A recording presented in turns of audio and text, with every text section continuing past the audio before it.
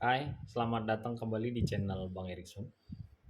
Seperti janji saya sebelumnya di short, kalau kita akan bicara hari ini tentang kiamat berdasarkan kitab Matius 24 yang disampaikan sendiri oleh Yesus. Ayo kita baca sama-sama.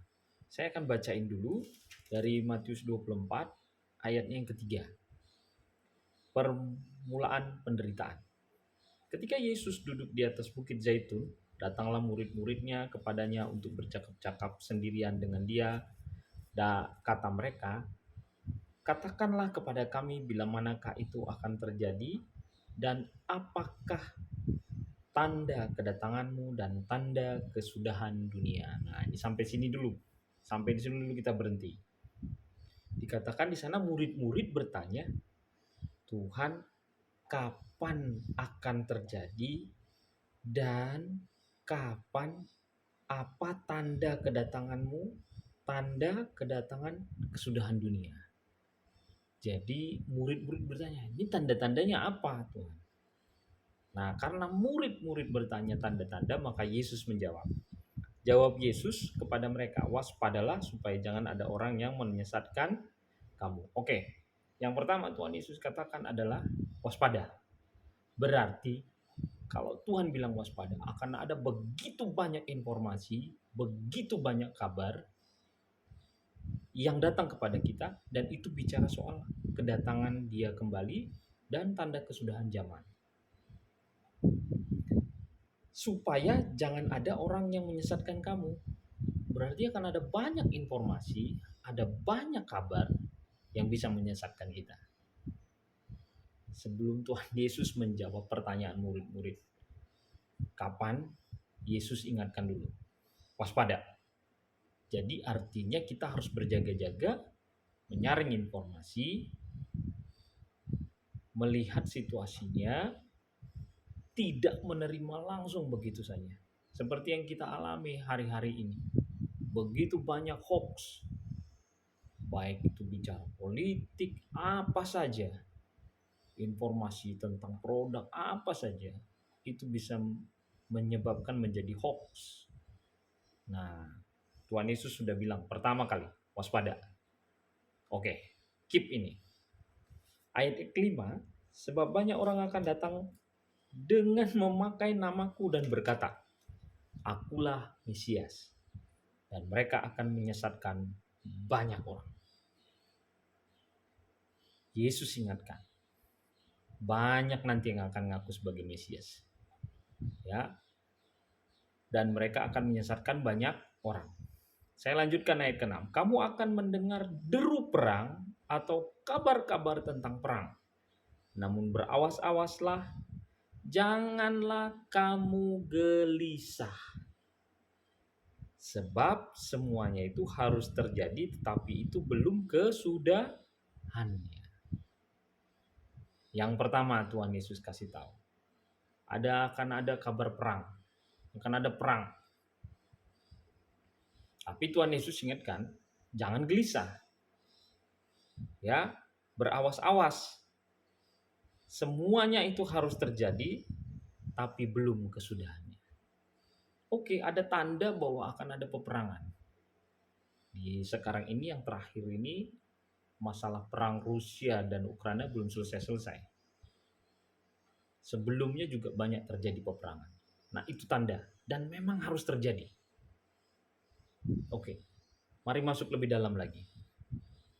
Sebab bangsa akan bangkit melawan bangsa, dan kerajaan melawan kerajaan.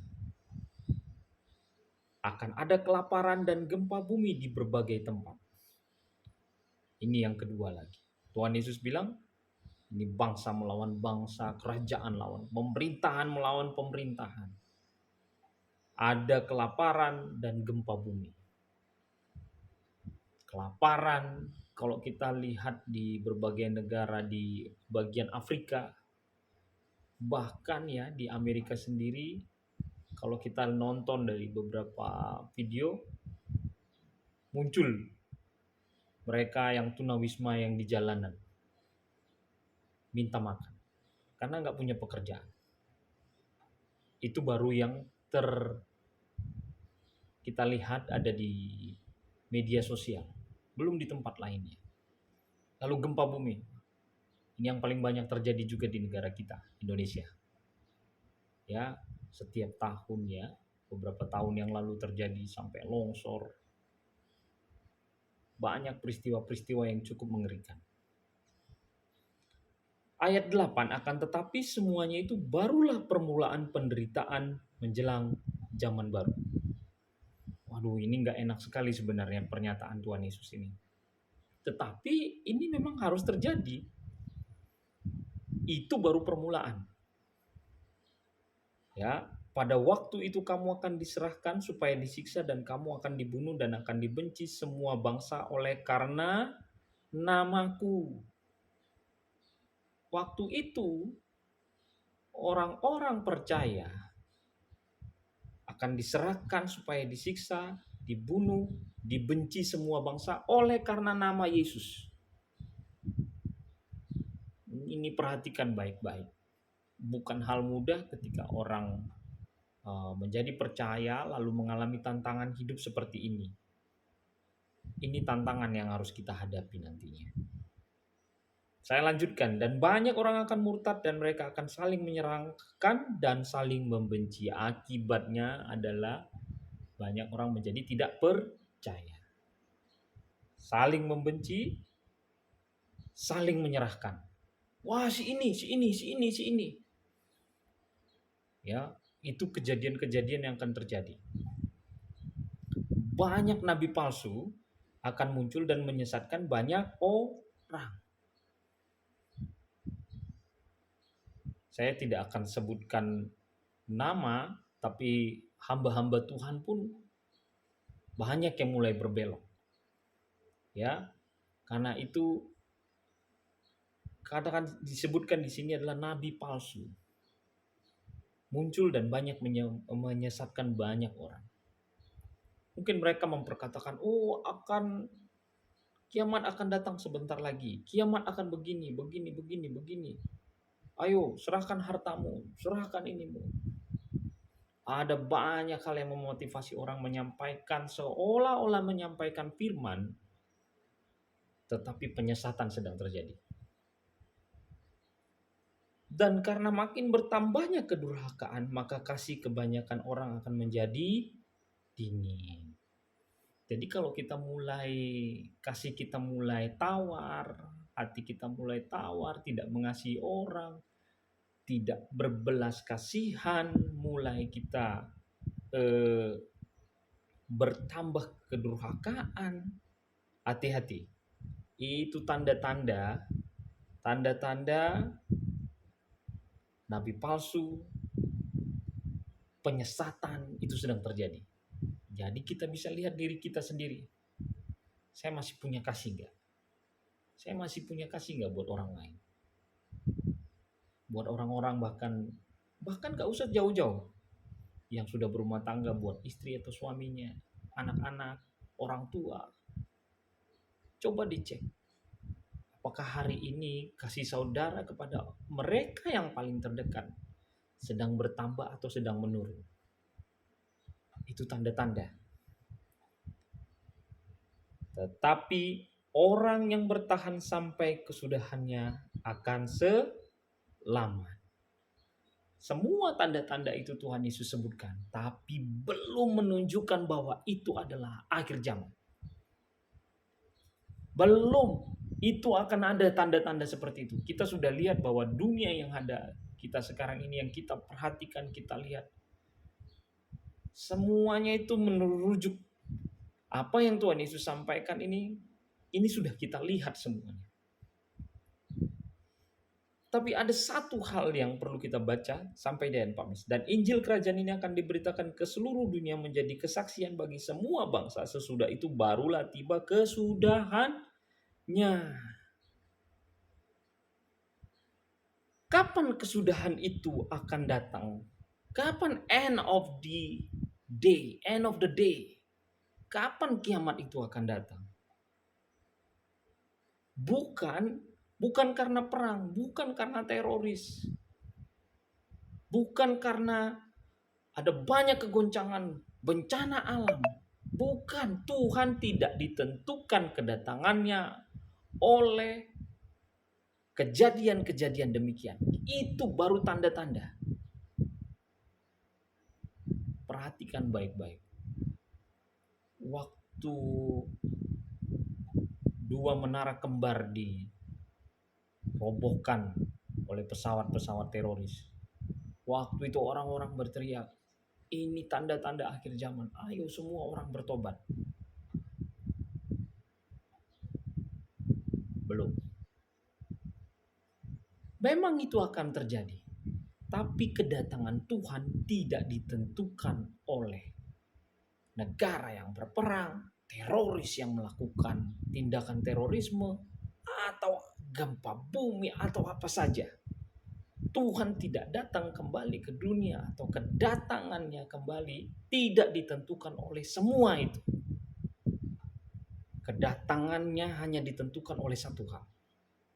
Injil kerajaan ini akan diberitakan di seluruh dunia menjadi kesaksian bagi semua bangsa. Wow, Injil kerajaan ini. Yesus sedang menunjuk ini. Injil itu kita sama-sama tahu ya, Injil itu bukan hal yang religius. Injil itu adalah kabar baik, gospel, evangelion. Ya, evangelion. Kabar baik. Kabar baik apa? Kerajaan. Kerajaan apa? Ini itu apa? Ini adalah merujuk seperti yang sudah Yesus sebutkan atau ajarkan di sebelumnya, yaitu kerajaan Allah.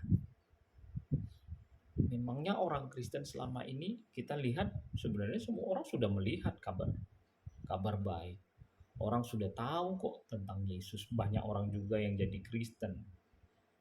Banyak orang juga yang tidak meninggalkan kekristenannya. Banyak orang juga sudah tahu, gereja juga sudah banyak. Tapi kok nggak akhir zaman juga? Mari perhatikan baik-baik. Firman Tuhan ini bilang Injil kerajaan ini.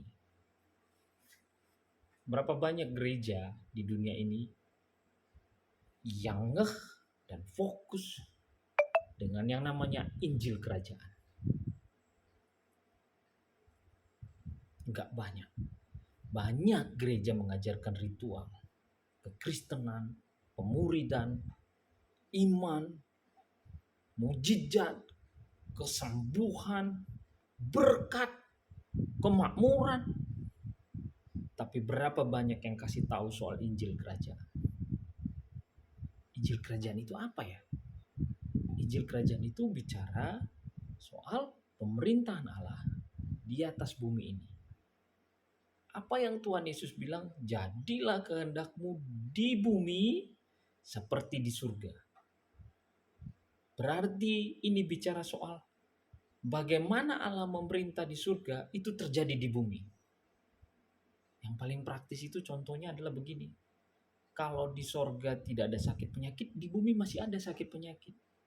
Kalau di sorga tidak ada yang namanya kemiskinan, di bumi masih banyak yang kelaparan. Berarti Injil kerajaan itu atau kabar baik tentang kerajaan Allah yang turun di bumi ini belum sampai kepada semua orang. Ini nggak bicara soal orang jadi Kristen. No. Makanya Tuhan bilang, bertobatlah sebab kerajaan Allah sudah dekat. Berubah cara berpikir kita karena kerajaan Allah, yaitu pemerintahan Allah atas hidup kita, itu sudah datang lewat Yesus. Sayangnya pemberitaan Injil ini banyak disalahartikan, apalagi di negeri kita, sebagai kristenisasi. Memang Injil itu identik dengan Kristen. Memang Injil itu identik dengan orang-orang Kristen, agama Kristen. Karena Injil atau kabar tentang Yesus ini banyak diberitakan di agama Kristen. Kalau Yesus bilang Injil kerajaan ini diberitakan di seluruh dunia, Yesus sedang tidak bicara, jadikan semua bangsa, orang yang ada di bumi ini jadi orang Kristen. Dia tidak mengatakan hal itu. Dia mengatakan beritakan Injil kerajaan. Ada sesuatu yang luar biasa di dalam kabar baik tentang kerajaan Allah ini, yang harus diterima oleh semua orang, yang harus diberitakan kepada semua bangsa, dan menjadi kesaksian. Kesaksian di sini bukan bicara soal, oh saya membagikan tentang ini. Bukan.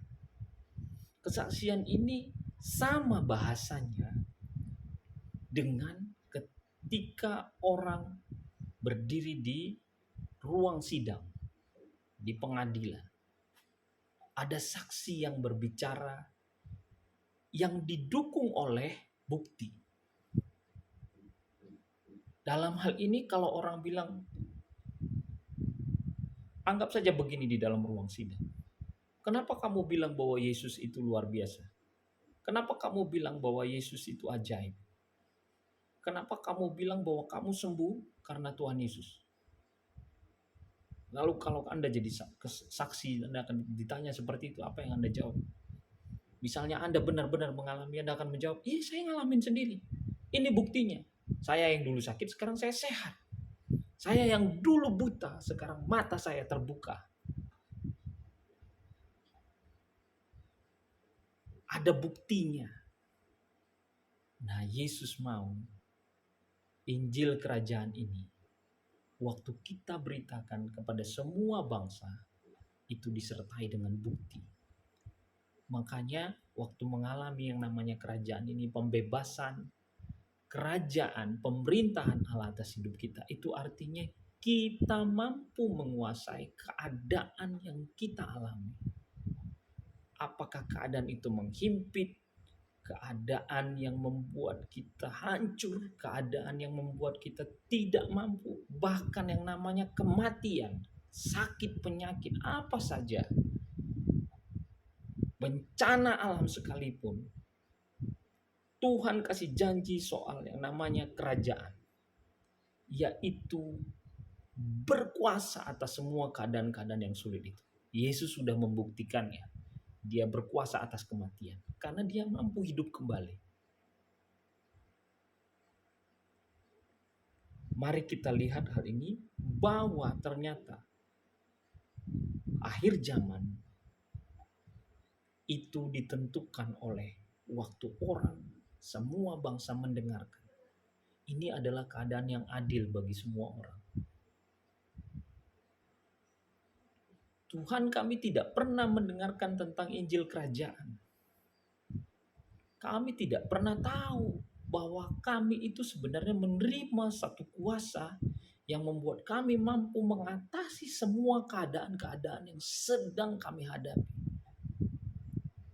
Apakah itu kematian, apakah itu kesakitan, himpitan, intimidasi, kesulitan ekonomi, pengkhianatan, semua hal. Orang perlu yang namanya berkuasa atas keadaan ini. Dan itu cuma bisa kita terima waktu kita jadi warga negara kerajaan Allah. Waktu kita menerima pemerintahan Tuhan atas hidup kita. Waktu hidup kita yang terbelenggu, dibebaskan, dibayar lunas, dan menerima kuasa yang memang diperuntukkan bagi kita, bagi warganya. Sebab Yesus itu rajanya. Firman Tuhan ini jelas. Jadi kapan kesudahan itu tiba? Waktu semua orang dengar. Dan mereka mendengarnya, melihat buktinya lewat hidup orang-orang yang percaya. Bagaimana dengan saudara? Tuhan Yesus memberkati.